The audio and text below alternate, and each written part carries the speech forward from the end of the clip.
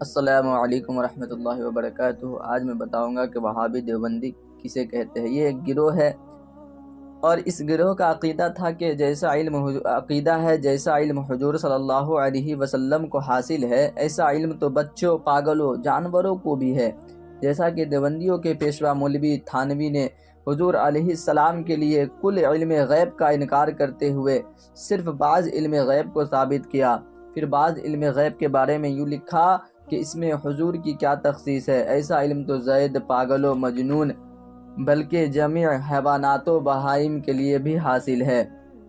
اس گروہ کا ایک عقیدہ یہ بھی ہے کہ حضور سید عالم صلی اللہ علیہ وسلم آخر الانبیاء نہیں ہیں، یعنی آپ کے بعد دوسرا نبی ہو سکتا ہے، جیسا کہ مولوی قاسم نانوتوی بانی دارالعلوم دیوبند نے لکھا کہ عوام کے خیال میں تو رسول کا خاتم ہونا بئی معنی ہے کہ آپ کا زمانہ انبیاء سابق کے زمانے کے بعد اور آپ سب میں آخری نبی ہے، مگر اہل فہم پر روشن ہوگا کہ تقدم یا تأخر زمانہ میں بالذات کچھ فضیلت نہیں، جیسا کہ تحذیر الناس صفحہ نمبر 3 پر درج ہے۔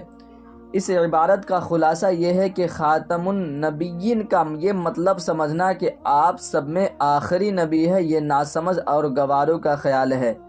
اور آگے پھر یوں لکھا کہ اگر بالفرض بعد زمانہ نبوی صلی اللہ علیہ وسلم کوئی نبی پیدا ہو تو پھر بھی خاتمیت محمدی میں کچھ فرق نہ آئے گا۔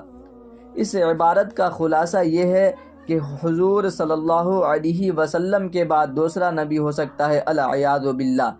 اس گروہ کا ایک عقیدہ یہ بھی ہے کہ شیطان و ملک الموت کے علم سے حضور سید عالم صلی اللہ علیہ وسلم کا علم کم ہے۔ جو شخص شیطان و ملک الموت کے لیے وسیع علم مانے وہ مومن و مسلمان ہے، لیکن سرور کائنات صلی اللہ علیہ وسلم کے علم کو وسیع اور زائد ماننے والا مشرک بے ایمان ہے۔ جیسا کہ اس گروہ کے پیشوا مولوی خلیل احمد امبیٹھی نے لکھا کہ شیطان و ملک الموت کو یہ وسعت نص سے ثابت ہوئی، فخر عالم کے وسعت علم کی کون سی نص قطعی ہے جس سے تمام نصوص کو رد کر کے ایک شرک ثابت کیا۔ اور ان لوگوں کا ایک عقیدہ یہ بھی ہے کہ حضور صلی اللہ علیہ وسلم مر کر مٹی میں مل گئے، جیسا کہ تقویت الایمان صفحہ نمبر 79 پر درج ہے۔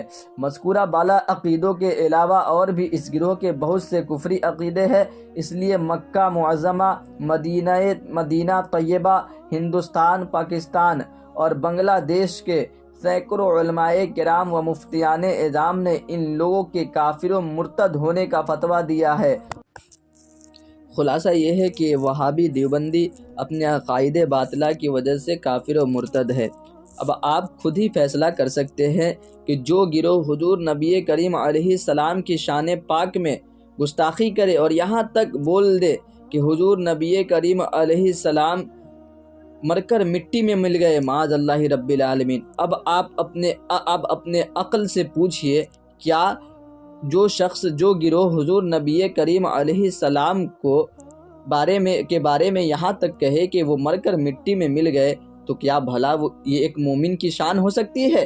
اور کیا ایسے جملے بولنے والے اور ایسی بولی بولنے والا اور ایسا کہنے والا کیا وہ مسلمان ہو سکتا ہے؟ تو آپ کا جواب یہی ہوگا کہ ہرگز وہ مسلمان نہیں ہو سکتا ہے۔ لہٰذا مزید تفصیل کے لیے آپ فتاوی حسام الحرمین اور الصوارم الہندیہ کا مطالعہ کریں۔ احسن طریقے سے ان گروہ کے بارے میں آپ ان کتابوں کا مطالعہ کر کے جان سکتے ہیں۔